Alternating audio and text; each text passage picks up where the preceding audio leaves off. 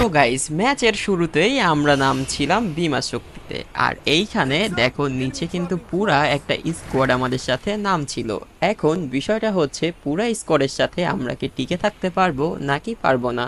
তাছাড়া যদি আমি ম্যাচ বুইয়া করতে নাই পারি তবে আর প্রো প্লেয়ার হয়ে কি লাভ হলো। তো এইখানে কিন্তু আমি ম্যাক 10 পেয়ে গেছি, সাথে কিন্তু কিংফিশার ছিল। সামনের নেমিটা অনেক বেশি লাফালাফি করতেছিল, অতঃপর তাকে হেডশট দিয়ে ডাউন করে দেই।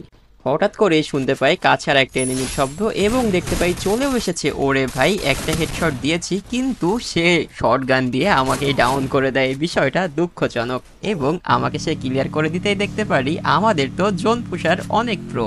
সে কিন্তু এইখানে চলে আসে আমাদের রিভাইভ করার জন্য, কিন্তু বাইরে এনিমির শব্দ শুনতে পাচ্ছিলাম। তো সেটা শুনতে পেয়ে আমি জোন পুশারকে বাঁচানোর জন্য এইখানে দেখো ল্যান্ড করে ফেলি তার কাছেই। তাকে অলরেডি ডাউন করে দিয়েছে, কিন্তু দুর্ভাগ্যজনক বিষয় আমি নামার আগে তাকে পুরো এনিমি ক্লিয়ার করে দেয়।